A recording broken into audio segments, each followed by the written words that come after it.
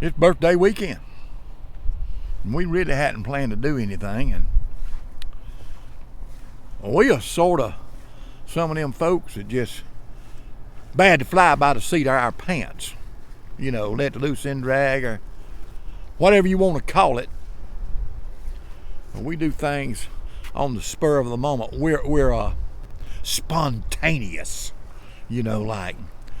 So we've decided to load up. I've been working and I'm going to move over close to my work, move my camper RV over close to my work where I'll be there every day, just get up and go to work, and when I want to knock off, just come in. That's the plan. But we sort of spontaneous, so me and Mama has decided at the last minute that we're going to go to the beach. We're about 30 miles from the beaches by road, about 15 miles as a crow flies. So we fixing to load up and go to the beach for the weekend. And maybe the kids will come down and see us. But it's birthday weekend, so we're going to go celebrate. We're going to stop what we was doing long enough to go celebrate. So I'm trying to get myself ready to go, and there's a bunch of little junk that you always have to do.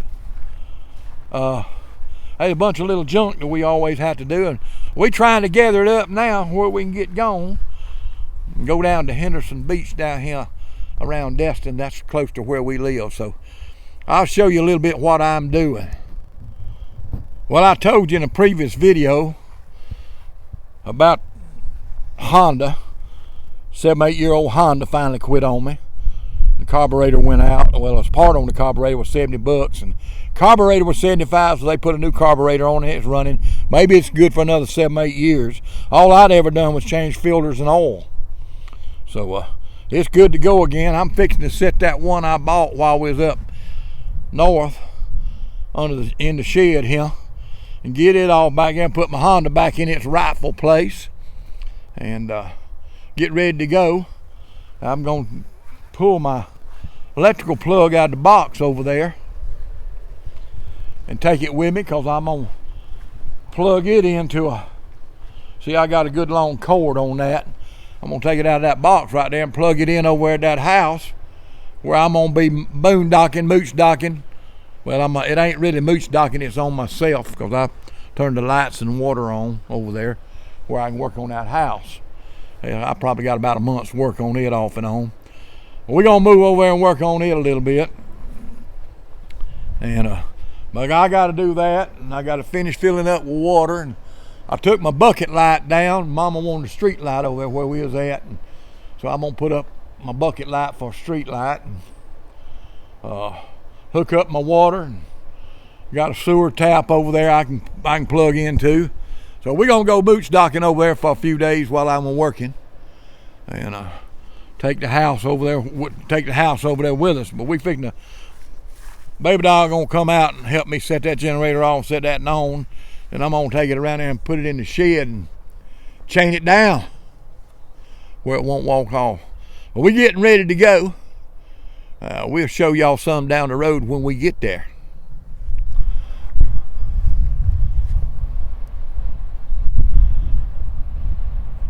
Little view from my shed.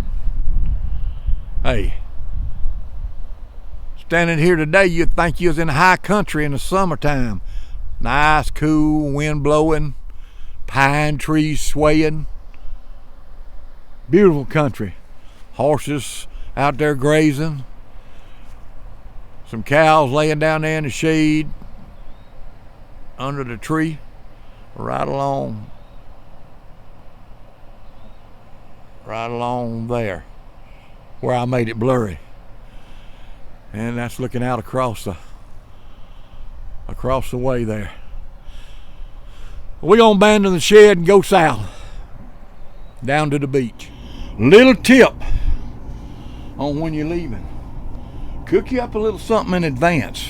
I got turnips right there that I got cooked, turnips and mustard mix, and I got some of them Italian green beans that me and Mama like. I'm getting them ready. We'll cook them, get them all fixed up, put them in Tupperware, and then all you got to do is snatch them out when you're on the road rambling, and you got you some roadkill ready to go. But part of our get out routine involves this little closet right here. Mama will have everything washed up and dried when we leave. So we'll have plenty of clothes and everything. It don't matter, we just going off for the weekend. We got a little routine that we try to get all fixed up. And one of them involves that washer and dryer right there. We like everything washed up and dried a little bit. Mama's drying her hair. We like to take baths, get set up. Last thing we do is take us a bath and fix up. Baby doll has vacuumed and mopped and cleaned up, washed dishes. She has a little trouble staying ahead of me on the dishes. I'm chief cook, but I ain't the bottle washer. So she's up with me right now, but I got 2 pots on the stove that she'll have to do in a minute. She got the breakfast dishes draining right there in the sink. She don't wash them, letting them air dry. So we getting ready to go. I'm gonna get out here and start the water in the tank and fill the tank up. We'll make sure we got a full tank. I don't know how much is in there, but I'm fitting to go fire the water up. I don't know if you can see it in there, but that's our water tank. We seem to have a little bit less than a half a tank of water. So I'm gonna walk around here and turn that knob over here that you have to turn to get your water in your tank. Now, I had a older model of Tasco, and the storage compartment slid out with the slides. Well, on this newer one, they don't do that. They have all I gotta do is flip this valve right here and start water running into my tank. On this newer one, they don't have that. They got it where them slides are a little lighter. They don't slide the storage out, so it's a little more aggravating to get down there under it for an old man to do anything in the basement. A little bit low stoop, but we manage. Now this is one thing that's always been a little aggravating to me, is that right there. It ain't backlit real good for me. And you punch that on and it shows them tanks. And I got 2 of them that work pretty good. That LP tank and that freshwater tank work pretty good. That gray tank ain't never worked. The black tank will get stopped up, but then you can go down the road and it'll work, but it'll always read 1/3, but it'll measure out to 1/3. They need to come up with some better sensors to go in tanks where they don't quit working.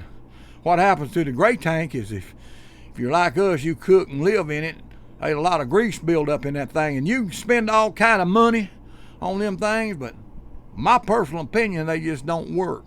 You better learn the size of a full tank.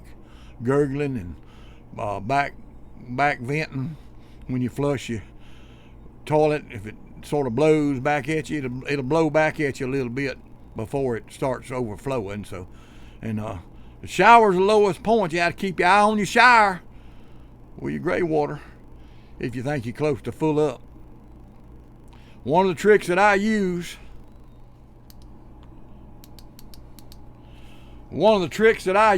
to get more gray tank water space when I'm out and ain't want to come back real quick is to equalize my tank. If my gray tanks are full, I just close that valve that I added, open up the gray tank valve, and then open the black tank valve and let the gray tank backflow into the black tank, and then shut them off when they equalize. Shut them off, and it'll give you a day or 2 extra stay on your gray tank if you're in emergency and you don't want to leave just for another day or 2. We're going to set this generator off right here, set this one back up there in its place, take it around there and chain it down in the shed. We'll show you more in a few minutes. There's my help. Ain't that the prettiest help in the world? There ain't much of it. The prettiest help in the world. Ready to go to the beach. What? We're getting Ready to go to the beach. Go to the beach. She picked that generator up, half of it right by herself, and throwed it on there. She's good help. I'll keep her around. Love her. We getting ready to go. We pulling in. I done got one of my slides in, my bed pulled in. Where I can pull this big slide in, I got to pull this back slide in. But we waiting on some stuff to happen before we get ready to go. I'm gonna show y'all a little trick that we do that I like. There's several things that you can do to make your motor home a whole lot more livable. Now, Baby Doll washes her clothes in different batches and stuff. You can see we hang our towels up to dry and reuse them. After you take a bath, towel ain't dirty. It's just got your body on it. So we hang our towels up. I'll use Baby Doll's towel. Her body ain't never been dirty. But I'm gonna show you a little trick in the shower that we do. Now this ain't a trick for tall people. This is a short person trick. Now we going in the shower here. I'm gonna show you something in the shower. Two things. You see that curtain rod right? Not curtain rod. That shower. That is a clothes hanging wire that you put in closets. It's just a screw in. Maybe it's a shower curtain rod. But I bought me one of them and put it up there, and I can get under it. Like I say, it ain't a trick for a tall person, but I can get under it. We put that up there. Mama washes her stuff separate, and she don't dry her tops. So we got to have a place to hang to dry her tops. That's our solar clothes dryer right there. That's our well, it really ain't a solar because it ain't out in the sun, but it's our wind dryer. We turn the air conditioner on and dry them clothes out. That's one thing that I really like. And the other thing is one of them there, you can't see yourself in that mirror whenever you get it all steamed up in there. But I like that little old soap dispenser stuff there. It's a shower gel, shampoo, and a conditioner. And Mama puts her shower gel in her shampoo there, and she puts my shampoo in the conditioner. Hey, it sure is handy. We like those two things in the shower before we get out of Dodge. We clean up, fix up, clean the RV up, get it fixed up, and then we get on the road. But we got little routines that we like to have done, and that's some of them. A little cooking, a little cleaning, a little washing, and personal hygiene. Make sure you clean before you leave. I'm glad I made this journey with